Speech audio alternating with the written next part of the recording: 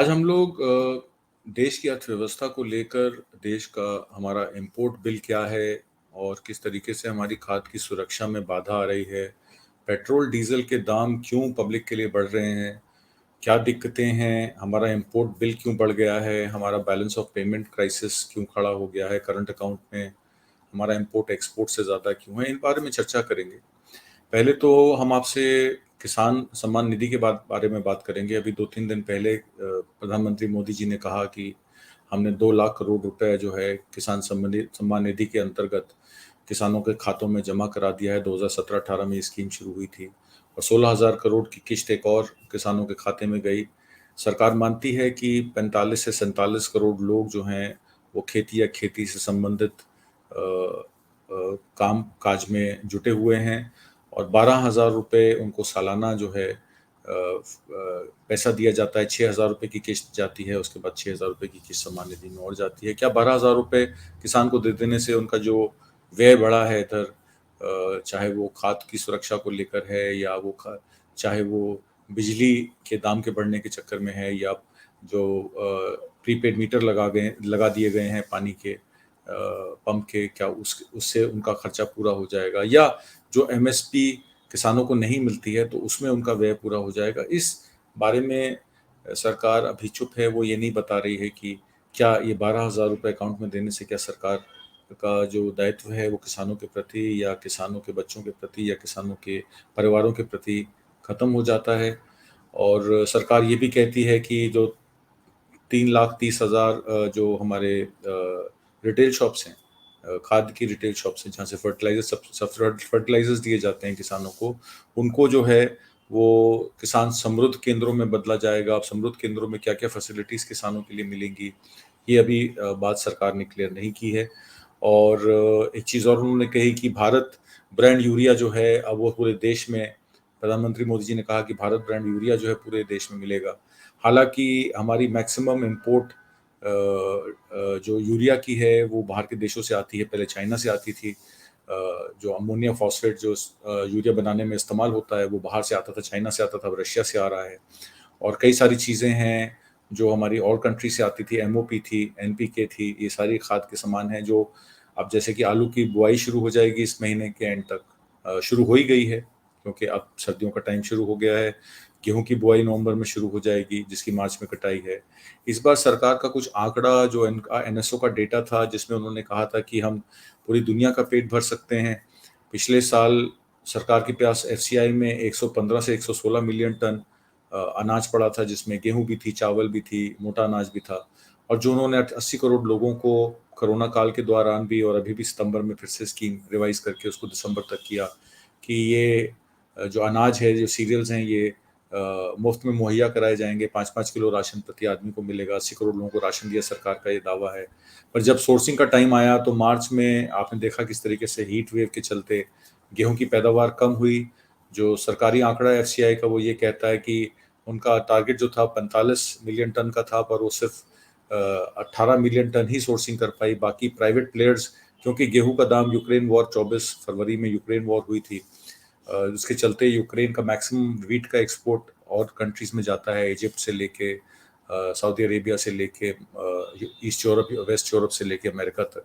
पर चूंकि यूक्रेन में वॉर चलते वो इस बार वीट एक्सपोर्ट नहीं हुआ, वहाँ की फसल वहीं रुक गई, ब्लैक सी के द्वारा वो शिपमेंट के द्वारा सामान नहीं भेजा जा सका। तो सडन डिमांड इंडिया के पास आई। इंडिया में कारोबारियों ने उसकी स्टॉकिंग की और अंबानी जैसे, अदानी जैसे लोग जो कभी गेहूं का एक्सपोर्ट करा नहीं था, उन्होंने भी अपनी इंटरनेशनल कंपनीज खोल के गेहूं का एक्सपोर्ट किया। आईटीसी के अलावा अंबानी ने 3.5 लाख मेट्रिक टन का गेहूं जो है पहली बार एक्सपोर्ट किया, जबकि वो कहते हैं कि हमारा खेती से कोई संबंध नहीं है। अदानी के पोर्ट्स के द्वारा ये सारा एक्सपोर्ट किया गया। एफसीआई के गोदामों का ठेका भी अदानी साहब के पास है, क्योंकि वो एफसीआई से किराया लेते हैं उस अनाज को स्टोर करने का। और हाल ही के दिनों में काफ़ी सारी ऑक्शंस जो हरियाणा और मध्य प्रदेश में हुई, उसमें सबसे बड़ा खरीदार अंबानी ही था। 1800 से लेके 2420 रुपए तक उन्होंने पर टन जो है गेहूं की खरीद की है, क्योंकि इंटरनेशनल मार्केट में गेहूं 3,000 से लेके 3500 रुपए टन तक भी हिंदुस्तान का गेहूं बिक रहा था, तो मार्जिन अच्छे थे। तो उसके चलते काफ़ी सारा एक्सपोर्ट प्राइवेट प्लेयर्स ने किया, क्रोनी कैपिटलिज्म के द्वारा किया गया, पर उसका फ़ायदा डायरेक्ट किसानों को नहीं हुआ, क्योंकि मई 13 को जब बैन लगाया गया उसमें जो एमएसपी था वो 1920 रुपये था, वो घट के 1600-1700 रुपये हो गया। तो जितना भी स्टॉक किसानों ने होल्ड किया था ये सोच के कि आगे चल के नवंबर में, अक्टूबर में उनको अच्छा प्राइस मिल जाएगा, तो उन्होंने भी आनंद फानंद में वो बेच दिया। अपनी ज़रूरत का अनाज रख के उन्होंने सब अनाज जो है सस्ते दामों पे बेच दिया। अब चूंकि सरकार ने 100 रुपये एमएसपी बढ़ा दी, 2125 कर दिए, गेहूं की बाजरा की एमएसपी 100 रुपये बढ़ाई है। तो अनुराग ठाकुर जी ने ये कहा कि इस सरकार ने पिछले 5-7 सालों में 47% एमएसपी बढ़ाई है कई फसलों पर उन्होंने ये नहीं बताया कि खर्चा किस हिसाब से बढ़ा है। खर्चा उससे भी डबल रेट पे बढ़ा है, बिजली महंगी हो गई है, पानी महंगा हो गया है, खाद महंगी हो गई है, बीज महंगा हो गया है। खाद क्योंकि सब्सिडी सरकार द्वारा दी जाती है, सरकार का बजट 2020-21 में 35,000 करोड़ का था, जो बढ़ के 2.5 लाख करोड़ रुपए हो गया इस साल में, क्योंकि खाद के रेट जो हैं वो बढ़ गए। एनपीए का 1,000 रुपये टन भी इंटरनेशनल मार्केट में बिका। एमओपी मतलब कोई भी खाद का सामान 600 से 650, 650 से 850, 850 से $1,000 पर टन पे ये सारा ammonium phosphate, urea, NPK, MOP, muriate of potash, ये सब चीज़ें इतनी महंगी बिकनी शुरू हो गई कि उसका सरकार को ऑब्वियसली बात है कि सारा इंपोर्ट करती है, मैक्सिमम इंपोर्ट आता है एनपीके का, एमओपी का।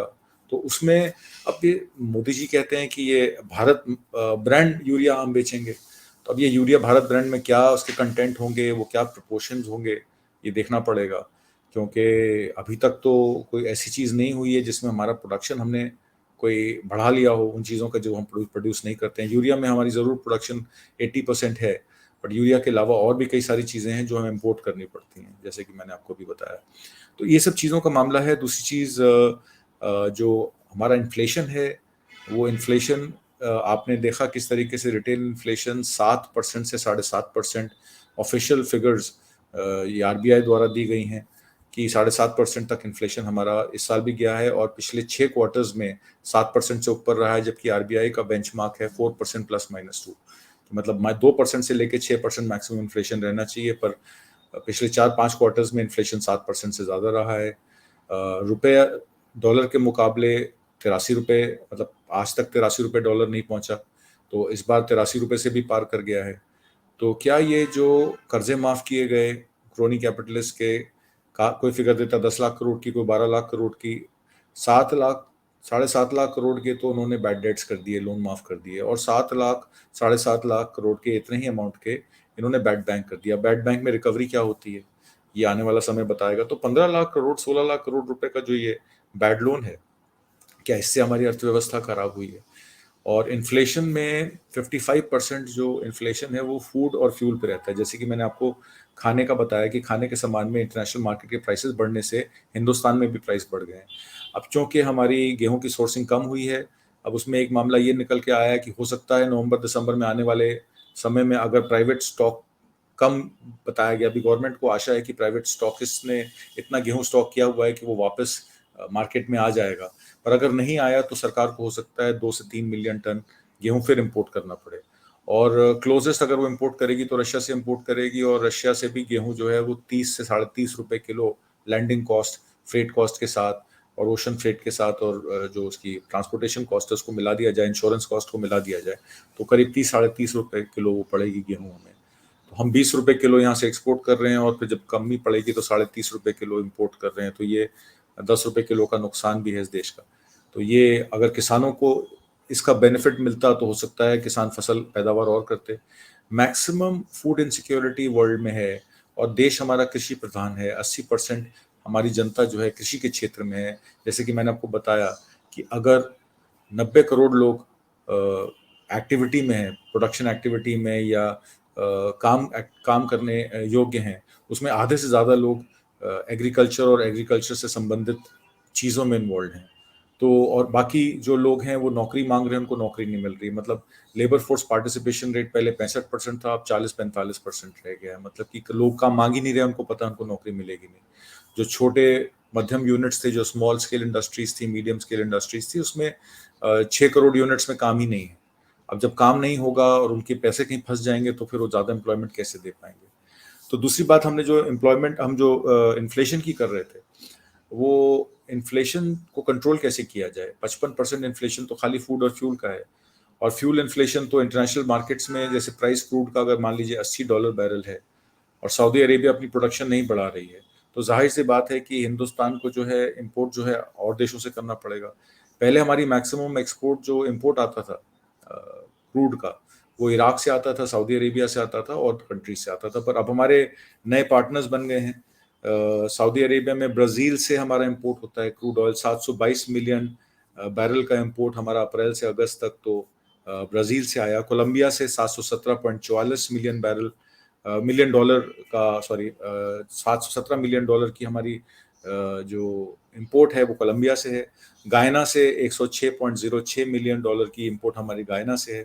करीब ये बढ़ता है, 1.27% ऑफ इंपोर्ट ब्राजील से आ रहा है, 1.516%, 1.13% कोलंबिया से आ रहा है और गायना से 0.16%। और मैक्सिमम इंपोर्ट जो है हमारा, ये आप स्लाइड देखिए कि हमारा रशिया से, पहली स्लाइड देखिए, रशिया से हमारा जो ट्रेड है वो $18,229 मिलियन पहुंच गया है, जो कि पिछले 2 सालों में $10,000 मिलियन था। पिछले साल $13,124 मिलियन था और उससे पहले 2019-20 में करीब $8,000 मिलियन था। वो बढ़ के अब $18,229 मिलियन हो गया है। उसकी मेन वजह ये है कि हमारे यहाँ से जो तेल है, ये स्लाइड 2 देखिए, जो 5 महीने में ये इजाफा हुआ है, ये तेल के इंपोर्ट की वजह से हुआ है। एक चीज सरकार ने ये की कि कही कि जो हिंदुस्तान में रशिया से जो तेल आ रहा है वो डिस्काउंटेड प्राइस पे आ रहा है। इसमें थोड़ा सा विघ्न ये है कि रशिया जो है वो डॉलर में तेल नहीं बेचता है, क्योंकि वो यूएस सैंक्शंस में है। सबसे ज्यादा सैंक्शंस इस टाइम यूएस ने और नाटो कंट्रीज ने जो है वो रशिया पे लगाए हुए हैं यूक्रेन वॉर के चलते। 5,500 से ज्यादा सैंक्शन उनके ऊपर हैं। उसके बाद ईरान पे 3,000 सैंक्शन हैं, सीरिया पे करीब वॉर के चलते 3,000 सैंक्शन हैं। तो जिस जिसके साथ अमेरिका की या नाटो कंट्रीज की वॉर रहती है उन पे सैंक्शन लगाते रहते हैं। तो इसलिए रशिया ने कहा कि हम रूबल में आपको तेल दे सकते हैं। अब चूंकि रूबल जो है वो स्टेबल करेंसी नहीं है, तो डॉलर, ऑब्वियसली बात है कि आपको डॉलर से पहले रूबल खरीदने पड़ते हैं, फिर रूबल में पेमेंट करनी पड़ती है। तो कहीं ना कहीं जो डिस्काउंट आपको लगता है कि रशिया से मिल रहा है, रूबल में पैसे देने पड़ रहे हैं, वो जब आप एक्सचेंज वैल्यू करके जब पैसा देते हैं तो उसमें डिस्काउंट इतना नहीं रह जाता जितना ओरिजिनली बताया जाता है। तो ये 2-3 चीज़ें हैं जो आपको दिमाग में रखनी चाहिए। तो जैसे कि मैंने आपको बताया कि पिछले साल में $13,124 मिलियन जो था ट्रेड था, उससे पहले 2020-21 में 8,141 था और उससे प्री कोविड जो था वो 19-20 में $10,000 मिलियन के करीब रहा। मतलब 8 से $10,000 मिलियन एवरेज ट्रेड रहा है, जो कि अब 3 गुना हो गया है। इंडिया जो है रशिया के साथ 7th मोस्ट ट्रेडिंग पार्टनर बन गया है। स्लाइड 2-3 में देखिए आप कि यूएस के साथ हिंदुस्तान का सबसे ज्यादा बिजनेस है, $57,632 मिलियन का बिजनेस रहता है। चाइना के साथ $50,792 मिलियन का बिजनेस रहता है। यूएई के साथ $36,820 मिलियन का रहता है। सऊदी अरेबिया के साथ ज्यादातर तेल का इंपोर्ट होता है, $23,995 मिलियन रहता है। इराक के साथ 18,822 और इंडोनेशिया के साथ 18,816 मिलियन का। ये 6 कंट्रीज हैं जिसमें हाई वॉल्यूम ऑफ ट्रेड जो है वो इंडिया का रहता है। और एक्सपोर्ट जो है इंडिया से यूएई, अपना जो रशिया में है, वो ज्यादातर फार्मास्यूटिकल्स का है, कुछ इंजीनियरिंग आइटम्स का है, ज्यादा नहीं है। इंडिया का एक्सपोर्ट करीब $992.73 मिलियन ही रिकॉर्ड किया गया है पिछले साल में। और इसमें ज्यादातर जो है वो, जैसे कि मैंने आपको बताया, ऑर्गेनिक केमिकल्स और फार्मास्यूटिकल सर्टिफाइड प्रोडक्ट्स, $176.51 मिलियन के फार्मास्यूटिकल प्रोडक्ट्स हैं और ऑर्गेनिक केमिकल्स हैं करीब $117.29 मिलियन के। ये 2 आइटमें मेन हैं। तो अब इस तरीके से, क्योंकि हमारा एनर्जी कंज्यूमिंग नेशन है, डेवलपिंग कंट्री है, तो हमारा जाहिर सी बात है एनर्जी की रिक्वायरमेंट ज़्यादा रहती है। अब इंटरनेशनल मार्केट में गैस के प्राइसेस बढ़ने की वजह से सारा दारोमदार क्रूड पे आ गया है।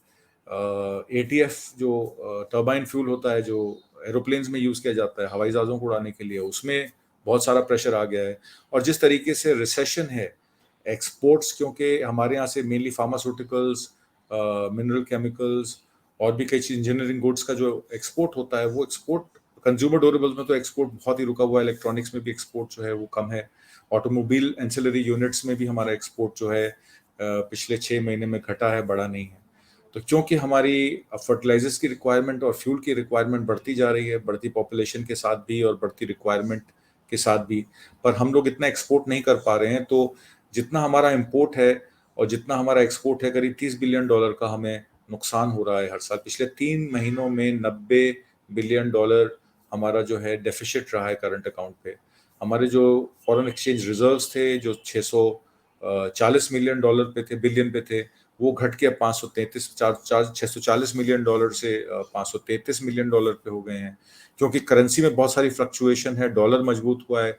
आपने सुना होगा निर्मला सीतारमन जी ने कहा कि रुपया गिरा नहीं है पर डॉलर मजबूत हो गया है। अब इसका क्या मतलब निकलता है ये वही बता सकेंगे, पर कहने का मतलब है कि रुपए की जो वैल्यू है, वो वैल्यू जिस तरीके से गिर रही है, एक्सपोर्टर्स को बेनिफिट तो है शॉर्ट टर्म में एक्सपोर्ट करने का, बट जब डिमांड ही नहीं है तो वो बेनिफिट रियलाइज नहीं कर पा रहे हैं। पर इंपोर्ट बिल जिस तरीके से हमारा बढ़ रहा है, तो इससे हमको बहुत खतरा हो सकता है आने वाले समय में। जैसे कि मैंने आपको बताया कि 80% रिक्वायरमेंट हमारी जो है वो इंपोर्ट होती है, जिसमें Russia, Saudi Arabia, Iraq, America, China और इस तरीके की कई चीज़ें हैं।